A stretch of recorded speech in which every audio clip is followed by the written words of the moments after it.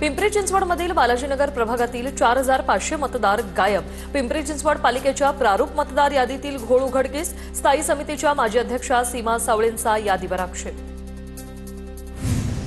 राज्यातील सर्वाधिक दुबार मतदारांचं प्रमाण जळगावात। महापालिकेची 4,38,523 मतदारांची प्रारूप यादी प्रसिद्ध। यात 33,770 दुबार मतदार आढळून आल्याची माहिती। पिंपरी चिंचवडमध्ये मतदार यादीत घोळ। माजी नगरसेवकांसह 1,261 मतदारांची नावं गायब। प्रभाग क्रमांक 12 मधील प्रकार समोर। नंदुरबारच्या तळोदा नगरपालिकेसाठी आमदार राजेश पाडवी प्रचाराच्या मैदानात, तर भाजपकडून जितेंद्र सूर्यवंशी यांना उमेदवारी। तळोदा पालिका भाजपच्या बालेकिल्ला आहे आणि त्यामुळे यंदाही मतदार आमच्या बाजूने राहणार, आमदार राजेश पाडवींकडून विश्वास व्यक्त। शरद पवारांच्या राष्ट्रवादीकडून बारामती नगरपालिका निवडणुकीच्या प्रचाराचा शुभारंभ। डॉक्टर बाबासाहेब आंबेडकरांच्या पुतळ्याला पुष्पहार अर्पण करून प्रचाराला सुरुवात। बारामतीत पैशाचा वापर करून 8 नगरसेवक बिनविरोध आल्याचा पवारांच्या राष्ट्रवादीचा आरोप।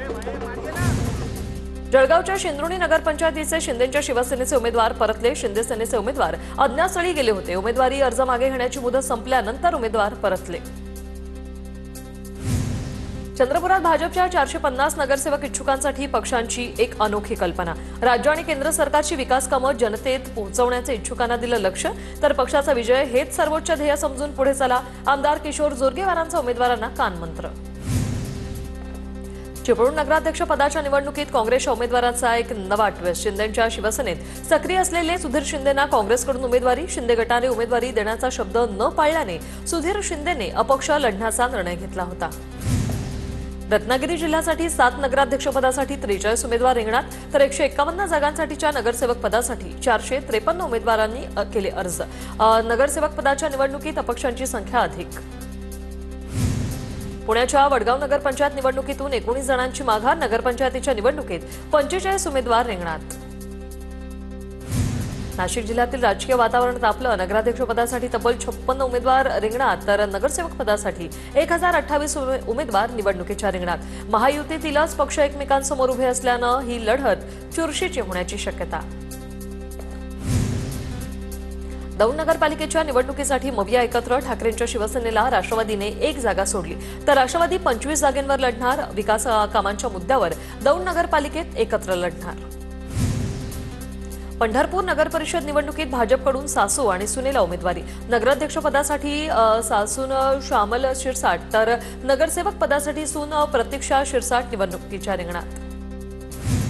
सावदा नगर परिषदेत शिंदेच्या शिवसेनेचे नगरसेवक पदाचे उमेदवार बिनविरोध विजय। प्रभाग क्रमांक ब मधून फिरोज पठाण आणि प्रभाग क्रमांक 2 ब मधून त्यांची पत्नी तबस्सुम बानो पठाण हे दोघेही पती पत्नी बिनविरोध विजय। यवतमाळच्या पुसदमध्ये महायुतीमध्ये बेघाडी। राष्ट्रवादीकडून इंद्रनील नाईकांच्या पत्नी मोहिनी नाईक, तर भाजपकडून निखिल शिद्दरवार आणि काँग्रेसकडून डॉक्टर नदीम निवडणुकीच्या रिंगणात। नांदेडच्या मुखेडमध्ये 21 वर्षीय स्नेहा तमशेट्टे बिनविरोध नगरसेवकपदी। काँग्रेस उमेदवाराचा अर्ज बाद, तर पुतणीसाठी अपक्ष उमेदवारी अर्ज दाखल केलेल्या चुलतीची माघार। बीडमधील ठाकरेंच्या सेनेच्या उपजिल्हाप्रमुख आणि पवारांच्या राष्ट्रवादीच्या उपाध्यक्षांचा राजीनामा। आणि नगरपालिका निवडणुकीत पवारांच्या राष्ट्रवादीत आणि ठाकरेंच्या सेनेत नाराजी नाट्य। आमदार संदीप क्षीरसागरांना कंटाळून राजीनामा दिल्याचा आरोप। रत्नागिरीच्या लांजा नगरपंचायतीमध्ये महायुतीची डोकेदुखी वाढली। नगराध्यक्षपदासह 13 जागांवर भाजपचे बंडखोर उमेदवार रिंगणात। भाजपचे उपजिल्हाध्यक्ष आणि गटनेते संजय यादवांकडून राजकीय डाव। महायुतीत शिंदे सेनेला 15 जागा, एनसीपीला 1 आणि भाजपला 1 जागा। भाजपला 1 जागा मिळाल्यामुळे नाराजी वाढली। पुण्याच्या तळेगाव दाभाडेत राष्ट्रवादी आणि भाजपच्या कार्यकर्त्यांमध्ये धक्काबुक्की। अर्ज मागे घेण्याच्या दिवशी धक्काबुक्की। जवळपास शहरात 2 ते 3 ठिकाणी धक्काबुक्की झाल्याची माहिती। वाशिममध्ये भाजपच्या अभियंता सेलच्या धनंजय घुगेंना मिळाली उमेदवारी, दुसऱ्याला दिली। धनंजय घुगेंनी शहरात लावले बॅनर। पक्षनिष्ठा सिद्ध करण्यासाठी ही संधी देणाऱ्यांचे बॅनर लावून मानले आभार। मंत्री प्रताप सरनाईकांकडून सोलापुरातील एसटी स्टँडवरील सार्वजनिक शौचालय हॉटेलची पाहणी। शौचालय पाणपोईवर अस्वच्छता असल्याने डेपो मॅनेजरला नोटीस काढण्याचे दिले आदेश। सरनाईकांनी अधिकाऱ्यांना धारेवरच धरले। साताऱ्याच्या कराडमध्ये भाजप उमेदवाराची प्रचार फेरी पदयात्रा। आगामी निवडणुकांसाठी उमेदवारांकडून प्रचाराला सुरुवात। भाजप नेते विक्रम पावसकर, अतुल भोसले यांच्या उपस्थितीत भाजप उमेदवार कार्यालयाचंही उद्घाटन। मावळमधील तळेगावात अजित पवारांच्या राष्ट्रवादीचे आमदार सुनील शेळकेंनी बंधू सुदामा शेळकेंच्या प्रचाराचा नारळ फोडला। भाजपने सुदाम शेळकेंना उमेदवारी दिल्यानं आमदार शेळकेंची प्रतिष्ठा पणाला। यवतमाळमध्ये मंत्री चंद्रशेखर बावनकुळेंनी भाजप कार्यकर्त्यांचा मेळावा घेतला। कार्यकर्त्यांनी हेवेदावे दूर ठेवून काम करावं, अन्यथा 5 वर्षासाठी पक्षाचे आणि नेत्यांची दारं बंद करण्यात येतील, बावनकुळेंचा इशारा। लातूरमधील मुस्लिम मतांना आकर्षित करण्यासाठी फडणवीस आणि शिंदेंनी अजित पवारांना पुढे केलं। माजी खासदार इम्तियाज जलील यांचा आरोप, तर अजित पवार भाजप सोबत जाऊन भलतेच सेक्युलर झाले, जलील यांचं वक्तव्य। लातूरमधील उदगीर नगरपालिका निवडणुकीत एमआयएम पुन्हा आक्रमक। एमआयएमने 40 पैकी 26 जागांवर उमेदवार दिले। उदगीरमधील काँग्रेस भाजपची बी टीम असल्याचा एमआयएमचा आरोप। नंदुरबारमध्ये चंद्रकांत रघुवंशी भाजप उमेदवारांना धमकी देत असतानाचा हिना गावितांचा आरोप। शिवसेनेकडून भाजप उमेदवारांना फोडण्यासाठी साम दाम नीती वापरतायत, माजी खासदार हिना गावित यांचा आरोप। जालन्यातील सभेदरम्यान अजितदादा पोलिसांवर आणि कार्यकर्त्यांवर संतापले। व्यासपीठावर उमेदवारांना येऊ द्या, अजितदादांनी ताकीद दिली। उमेदवारांच्या खुर्च्या नसल्याने अजित पवार चांगलेच संतापले। नागपुरात आमदार आशिष देशमुख तहसीलदारावर संतापले। तलाठी गावात येत नसल्यानं आशिष देशमुख संतापले। सावनेर तालुक्यातील नांदा गावात तलाठी वेळेवर येत नसल्याच्या तक्रारी। मालेगावातील जन आक्रोश मोर्चातील आंदोलकांवर गुन्हा दाखल। 200 अज्ञातांवर छावणी पोलीस ठाण्यात गुन्हा दाखल। आदेशाचं उल्लंघन, सरकारी कामात अडथळा आणल्याचा आरोप। मालेगावातील चिमुकलीच्या हत्येनंतर मालेगावात आक्रोश। मालेगाव न्यायालयाच्या आवारात काल घडलेल्या घटनेच्या पार्श्वभूमीवर आजही न्यायालयाचा दरवाजा बंद। न्यायालय सांगेल तेव्हाच गेट उघडण्याचा निर्णय घेतला जाणार असल्याची माहिती। नाशिकच्या मालेगावमधील डोंगराळी घटनेच्या विरोधात साधू महंत आक्रमक। आरोपीला कठोर शिक्षा देण्याची साधू महंतांची मागणी। महिलांवरील वाढत्या अत्याचाराच्या विरोधात समिती स्थापन करून विशेष कायदा करण्याचीही मागणी। पुण्याच्या भोरमधील नसरापूरमध्ये मालेगावमधील घटनेच्या निषेधार्थ जन आक्रोश मोर्चा। नसरापूर व्यापारी असोसिएशन आणि ग्रामस्थांकडून मोर्चाचं आयोजन। यावेळी मोर्चेकरांकडून जोरदार घोषणाबाजी करण्यात आली। धाराशिवच्या लोहारा शहरात मालेगावमधील चिमुकलीच्या हत्येच्या निषेधार्थ कडकडीत बंद। खटला फास्ट ट्रॅकवर चालवून आरोपीला फाशीची शिक्षा देण्याची आधुनिक लहुजी सेनेची मागणी। यावेळी लहुजी सेनेकडून तहसीलदारांमार्फत मुख्यमंत्र्यांना निवेदनही देण्यात आलं। पुण्यात नवले पुलावर प्रतिकात्मक दशक्रिया विधी आंदोलन। स्थानिक नागरिकांकडून राष्ट्रीय महामार्ग प्रशासनाचा दशक्रिया विधी। नवले पुलावरील अपघातानंतर स्थानिकांचं आंदोलन। मालेगाव घटनेच्या निषेधार्थ अहिल्यानगरातील अकोल्यात मूक मोर्चा। कीर्तनकार इंदोरीकर महाराज देखील या मोर्चात सहभागी। नाशिकच्या निफाडमध्ये 2 बिबटे जेरबंद। देवगावमध्ये एक तर रानवडमध्ये एक बिबट्या जेरबंद। मराठवाड्यात अतिवृष्टीमुळे नुकसान झालेल्या शेतकऱ्यांना 8,708 कोटींचं अनुदान जाहीर। 6,78,359 शेतकऱ्यांचं ई-केवायसी प्रलंबित। लासलगाव बाजार समितीत कांद्याच्या दरात घसरण। कांद्याचा सरासरी बाजारभाव 1,000 रुपयाच्या जवळपास पोहोचला, तर येवला बाजार समितीत कांद्याला 800 ते 900 रुपयांचा दर। पुण्यातील लवासा प्रकरणी जनहित याचिका दाखल। पवार कुटुंबियांविरोधात सीबीआयमार्फत कारवाईचे आदेश देण्याची मागणी। जनहित याचिकेवर 19 डिसेंबरला सुनावणी होईल। या याचिकेत शरद पवार, अजित पवार, सुप्रिया सुळेंच्या नावाचा समावेश। शालार्थ आयडी घोटाळ्यामुळे 632 शिक्षकांचं वेतन रखडलं। हायकोर्टाच्या आदेशानंतरही वेतन मिळत नसल्याचा शिक्षकांचा आरोप। मागील 8 महिन्यांपासून वेतन थकल्याने शिक्षकांचा संताप। मंगळवारी शिक्षकांच्या थकीत वेतनाबाबत बैठक होणार असल्याची माहिती।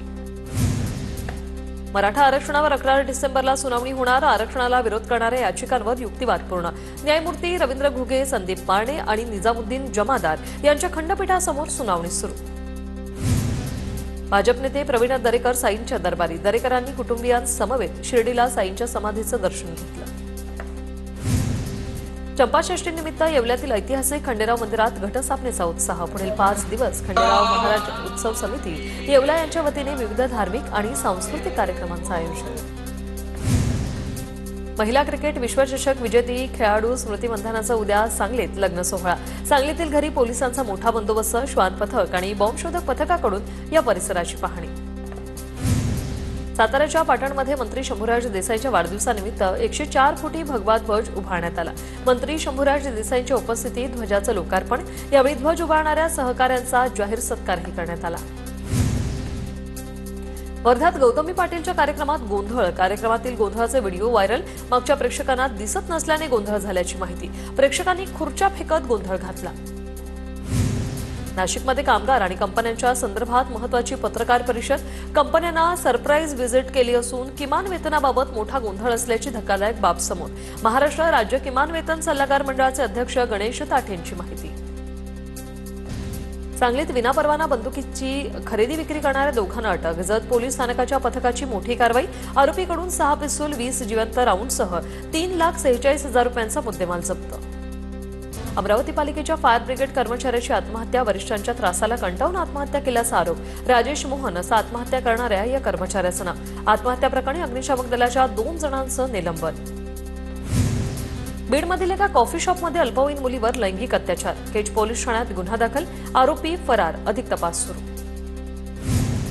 यवतमाळच्या बाबाजी दाते महिला सहकारी बँकेतील गैरव्यवहार प्रकरणाची बातमी. गुन्हे दाखल झालेल्या अधिकाऱ्यांना राजकीय दबावापोटी अभय दिल्याचा बँकेच्या सभासदांचा आरोप. पोलीस आरोपींना सोडून तक्रारदारांनाच मानसिक त्रास देत आहेत असाही आरोप. प्रदेशातील उमती गावात बेकायदेशीर शस्त्र निर्मिती करणाऱ्या कारखान्यावर पुणे पोलिसांचा छापा. बेकायदेशीर शस्त्र उत्पादन करणारा कारखाना पुणे पोलिसांकडून उद्ध्वस्त. या प्रकरणी 47 जणांना पुणे पोलिसांनी ताब्यात घेतलंय. फलटणमधील महिला डॉक्टर आत्महत्येप्रकरणी दोन्ही संशयित आरोपींना 3 दिवसांची पोलीस कोठडी. आरोपींना एसआयटीने ताब्यात घेत फलटण न्यायालयात हजर केले. अमरावती शहरातील दत्त कॉलनी चोरीची घटना सीसीटीव्हीत कैद. मात्र परिसरातील नागरिकांच्या सतर्कतेने चोरट्यांचा चोरीचा प्रयत्न फसला. छत्रपती संभाजीनगरमध्ये 4 दिवसांपासून बेपत्ता असलेल्या शेतकऱ्याचा विहिरीत आढळला मृतदेह. कन्नड तालुक्यात उघडकीस आली घटना. विलास जंगले असं मृत शेतकऱ्याचं नाव. छत्रपती संभाजीनगरच्या घाटी रुग्णालयात पत्नीच्या प्रसूतीसाठी आलेल्या पतीला चौघांनी लुटलं. संबंधित व्यक्तीला लुटणाऱ्या चौघांना पोलिसांनी बेड्या ठोकल्या. चाकूचा धाक दाखवून हातातील चांदीची चेन 1,500 ही लुटले.